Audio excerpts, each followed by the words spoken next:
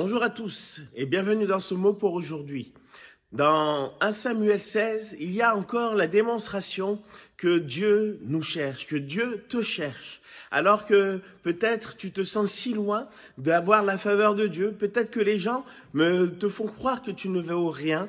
Je voudrais juste te dire que Dieu te cherche et veut se servir de toi. Et je voudrais utiliser juste cette histoire dans 1 Samuel chapitre 16. C'est Samuel, le prophète Samuel, qui a été mandaté par Dieu pour chercher justement un successeur au roi de Saül qui lui vient de chuter. Non pas qu'il est mort, il n'est pas mort encore à ce moment-là, mais dans son cœur s'est éloigné de Dieu. Il a commis ce que Dieu ne permet pas et Dieu a rejeté Saül. Et voici que Dieu envoie Samuel en disant tu vas oindre un nouveau roi et il va se rendre dans la maison d'un homme nommé Isaïe et voici il va lui demander, il va lui dire que voilà, je suis venu pour élire, pour oindre le prochain roi d'Israël.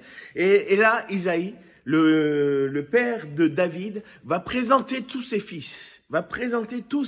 Des hommes forts, des hommes grands, des hommes vaillants, des hommes qui sont habitués au combat, qui sont habitués au travail, des hommes qui ont des aptitudes et des compétences que peut-être nous n'avons pas. Et voici que tous ces hommes vont défiler et la Bible nous dit que Dieu dit que ce n'était pas eux. Et là, à un moment donné, alors que Isaïe a épuisé le stock, il a passé tous ses fils en revue, Samuel lui dit, ne te reste-t-il point d'autres fils, ne serait-ce que là, que ceux-ci qui sont tes fils? Et voici qu'Isaïe va dire, non, j'avais oublié. Là, je le dis comme cela, avec mes propres mots. Mais j'avais oublié. J'ai encore un petit, là. David, il est en train de garder les brebis. Et c'est lui c'est le plus jeune. Mais, voilà, c'est pas lui qui pourrait être roi d'Israël. Alors, Samuel lui dit, voilà, écoute, ramène-le-moi. Et on voit que lorsque David va venir, l'Éternel dit à Samuel, lève-toi, oins-le, car c'est lui. Alors je voudrais juste vous dire, Dieu ne regarde pas à vos capacités, Dieu ne regarde pas à vos talents, à votre grandeur, à votre force, mais il regarde à votre cœur. David va être roi d'Israël. Ce ne va pas être un homme parfait, sa vie va nous montrer combien justement il va parfois être sujet à des chutes, à des péchés, à des choses qui sont là. Mais David va être appelé l'homme selon le cœur de Dieu, parce que tout au long de sa vie, il aura cette force et cette capacité, de s'en remettre à Dieu, de faire confiance à Dieu, de s'humilier, de demander pardon lorsqu'il va chuter et de revenir de tout son cœur à Dieu.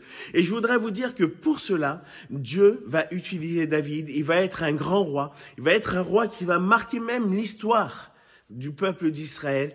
Et je crois que Dieu veut faire ainsi encore avec nous. Si nous lui faisons confiance, si nous sommes honnêtes avec lui, si nous abandonnons notre vie entre ses mains, si nous savons revenir vers lui lorsque c'est difficile, si nous avons un cœur vrai, Dieu pourra faire encore de grandes choses avec vous. Mais aujourd'hui, la première chose que nous devons considérer, c'est qu'il est celui qui nous cherche. Alors que personne ne te rejette, Dieu a les regards posés sur toi. Et il dit, je te cherche, j'ai un plan pour toi, je veux t'utiliser. Alors aujourd'hui, nous avons cette invitation de venir et de nous approcher de lui. Que le Seigneur vous bénisse et que vous puissiez encore découvrir sa bonté, son amour et la richesse de ce qu'il est. Je vous dis à très bientôt dans un prochain mot pour aujourd'hui. Au revoir.